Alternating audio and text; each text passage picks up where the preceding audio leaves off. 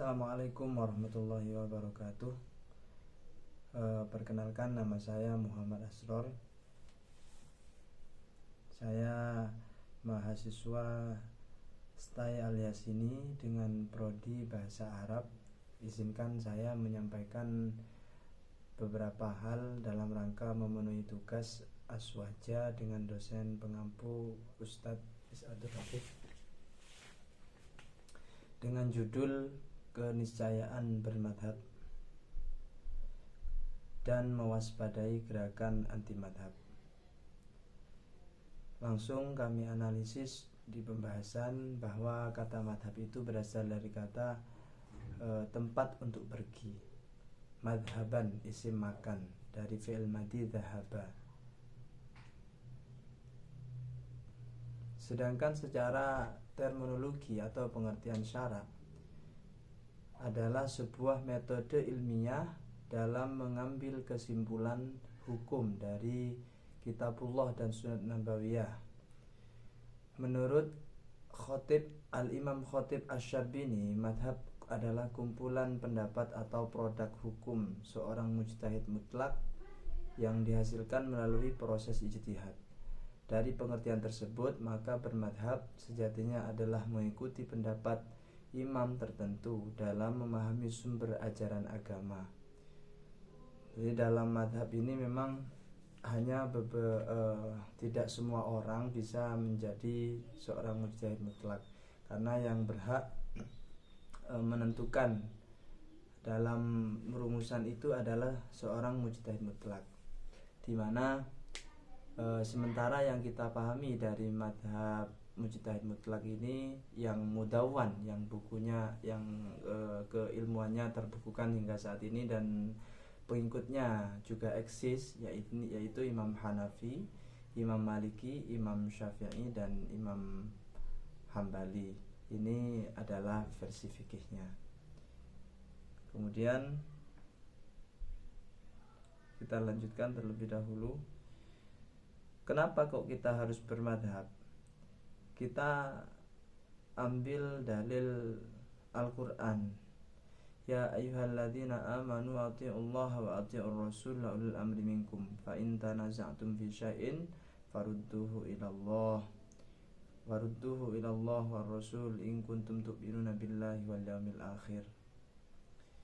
Kemudian Al-Imam Fakhruddin Ar-Razi menafsiri ayat di atas, menyatakan bahwa yang dimaksud dengan perintah untuk taat kepada Allah dan Rasulnya adalah perintah mengikuti Al-Quran dan hadis.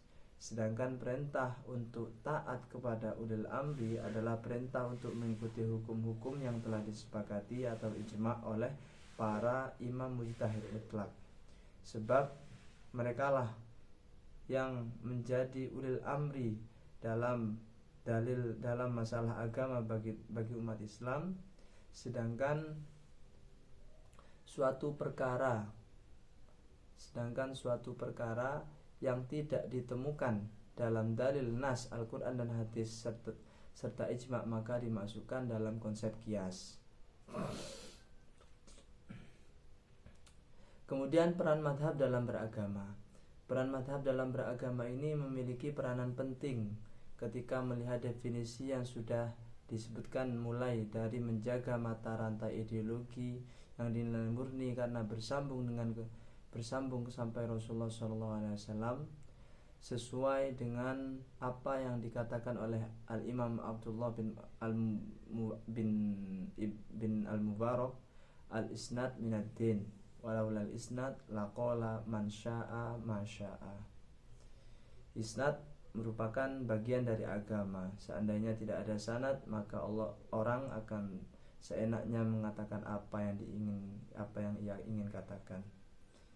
Jadi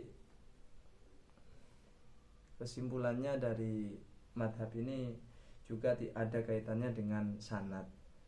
Kalau tidak ada sanad, orang ngawur, mau ngomong apa saja seenaknya sendiri. Kemudian bagaimana kita dalam mewaspadai gerakan anti madhab? Pada zaman milenial ini banyak sekali orang yang dikatakan ustadz, di mana yang tak jelas keilmuannya. Mereka memungkinkan bahwa dalam beragama itu seluruh umat Islam berhak atau mempunyai kebebasan tentang hukum syar'i, dan tidak sedikit para ustadz tersebut dengan seenaknya menggali hukum langsung dari sumber Al-Quran. Padahal kita ini siapa? Kita jangankan menghafal Al-Quran, baca saja itu jarang.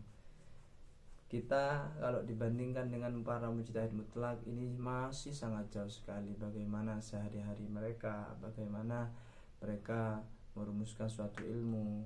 Kita tahu bahwa salah satu mujtahid mutlak yang kita kenal yaitu Imam Ahmad bin Hanbal itu hafal 1 juta hadis. Sedangkan para ustadz-ustadz yang katanya mengaku langsung ngambil dari Al-Quran langsung atau dari hadis langsung, ini jangankan hafal, paham saja enggak, karena mereka mengandalkan banyak terjemahan gitu.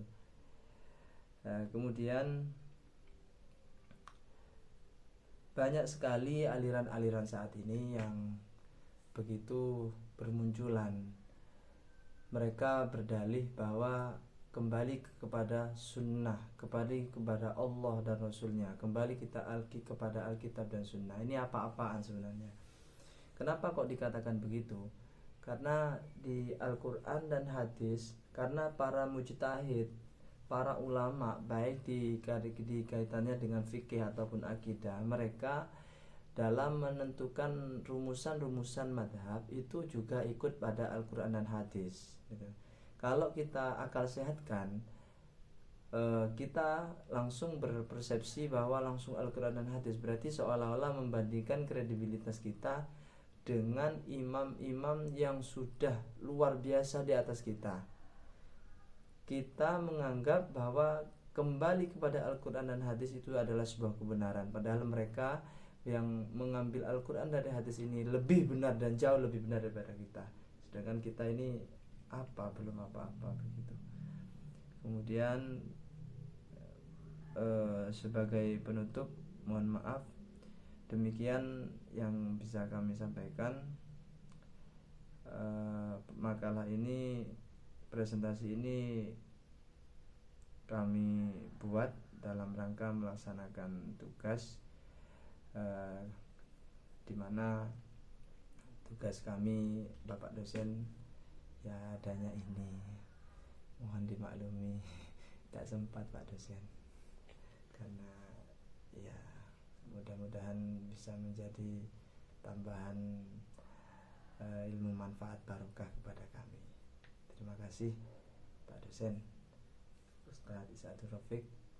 Assalamualaikum warahmatullahi wabarakatuh. Mohon maaf belum, di Ahlussunnah wal Jamaah ini kita tahu bahwa fikihnya memang kita ikut 4, di mana imam pertama Imam Hanafi, Imam Malik, Imam Syafi'i, dan Imam Ahmad bin Hanbal. Kalau di tasawufnya kita ikut Imam Ghazali.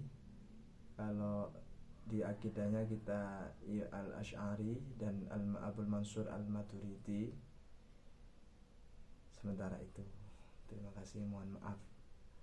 Assalamualaikum warahmatullahi wabarakatuh.